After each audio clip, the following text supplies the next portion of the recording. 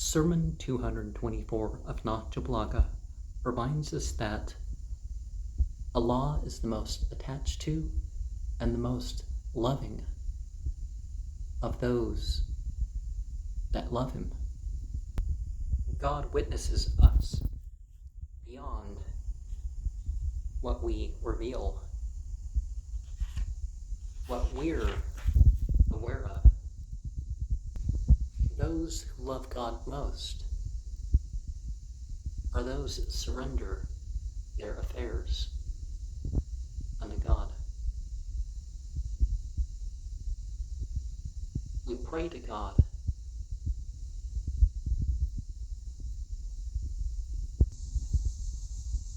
to better be able to express in accord with the guidance and to be upon the path to forgiveness. During the time of the Battle of Tabuk, Ali was put as regent when Muhammad went off. And some of the disbelievers, some of the hypocrites, were in such a position that cannibalism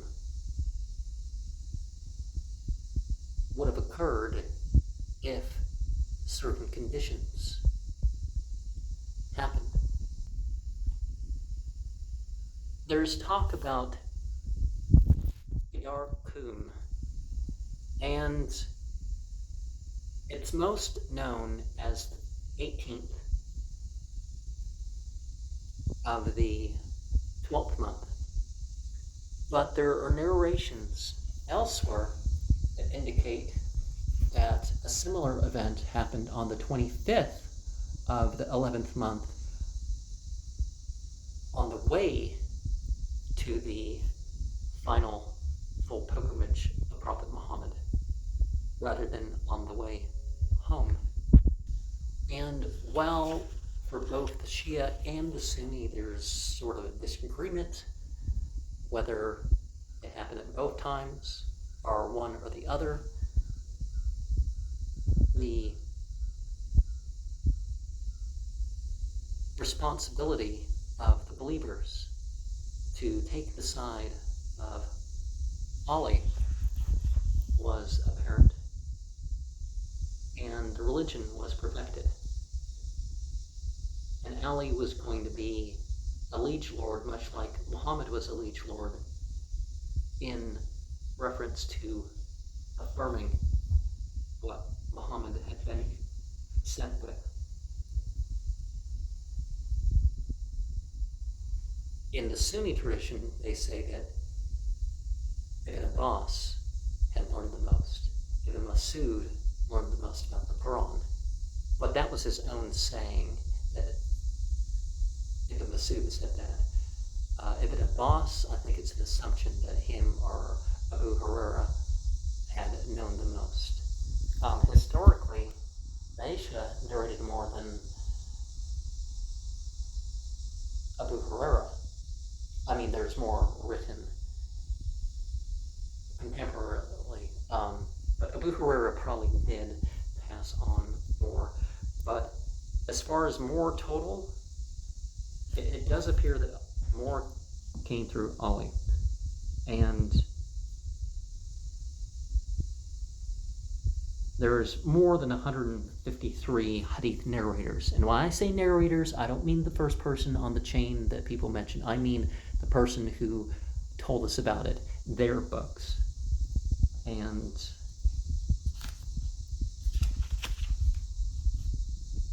one of the things that was necessary before the second migration, which started the Islamic era, was the unity between al-Muslimin. And that's what we need to do politically. Yeah, sure, some areas might have individual rulers and stuff like this, but we can unite the countries. I mean, if Russia can unite 35 countries to step away from French and American currency as their main thing and hold their, coups to depose pro-Western leaders, they can certainly, we as Muslimin can certainly unite beyond our different political groupings and stuff like that. Even though people say that Abu Bakr was Muhammad's best friend, the sense of brotherhood, according to some sayings, was stronger with Ali ibn Talib. And you do find that he was given some leniency or some permission when Abu Bakr and Umar and Uthman and some of the others were not given permission. But in the first year of the Hijrah,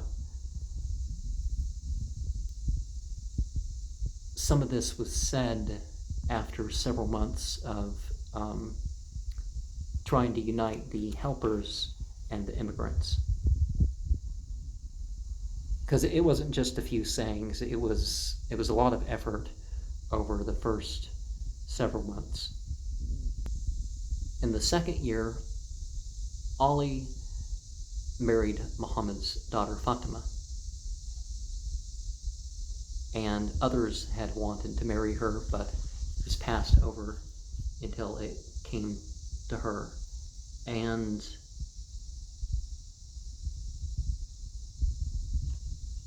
of course, in Islam, marriage is by consent of the woman. There's more protection for the right of consent than in Western law, but I've gotten into that elsewhere, and we'll get into that elsewhere. I'm just going real quick here. In the third year,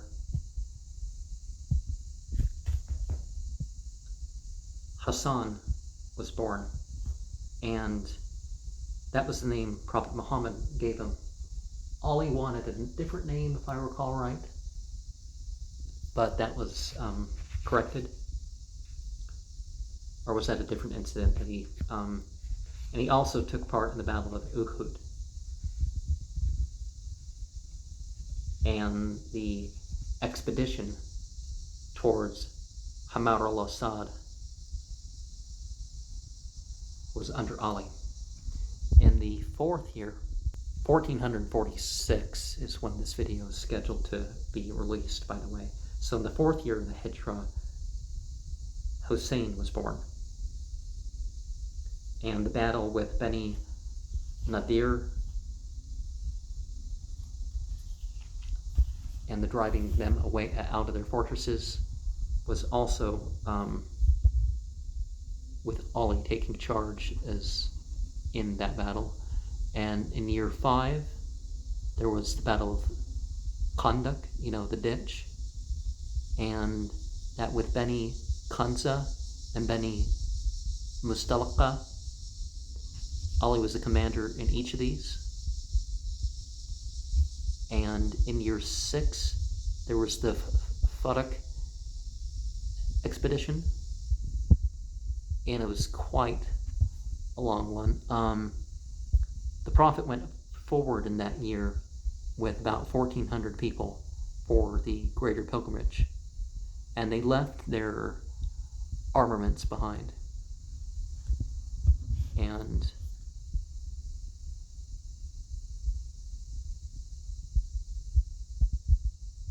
the Treaty of Hudaybiyah was negotiated at that time, and people said, oh, it's like, well, you don't have to have people affirm your faith when you sign a treaty. That was one of the issues that people had, but that was one of the things pointed out, is you can sign agreements with people without them agreeing to your faith. And it can be quite different. Now, marriage, there has to be a lot more agreement, but you don't have to be exactly the same faith as a rule. There's more to it than that. I've done a video on marriage. I think I should do one more towards the Shia perspective, because I think there's a couple things I could say in that I didn't say in my other video. If you have any recommendations, is something for me to look at and go over again, I certainly will try to address that. If I don't know an answer, I will try my best to find it, or not say anything at all, right? The Battle of Khaybar was in year 7, and there was a peaceful lesser pilgrimage done in that year. And in year 8, Mecca had fallen with almost no death because, of course, it was, either cling to the walls of the Kaaba or being inside or whatever, and you were safe, or stay in your home and you're safe. There were some instances afterwards that people had idols and stuff like this that they personally had, and they were just told, don't bring him to the masjid again, and eventually people gave up on it. It wasn't quite the reaction that even knowledgeable about Islam that you would have thought. You thought it would have been dealt with more harshly, not killed for it, but it would have been dealt with more harshly, but Muhammad is a lot more chill about those sort of things. He was fully condemned it, but you know what I mean. Just to say, this is not the place for it anymore, And of course, some people have used that to support their thing. Was like, well, we don't have to raise our arms in the prayer anymore because we no longer expect people to be hiding statues and charms and stuff amongst themselves. And it's like, because some people, they robe themselves up particular ways and they have things hanging from them and all sorts of stuff, and they feel like they have to do that for the rituals. It takes like half an hour to get dressed, rather than, wouldn't it be better to stand in prayer a few minutes here, a few minutes there, and do stuff throughout the day, rather than, take a half an hour just getting dressed? But, that's, some of the non-Muslims do that, and I think it's more common than it was in previous generations. Not all previous generations, but some of them. And there was some espionage going on in year 8 as well.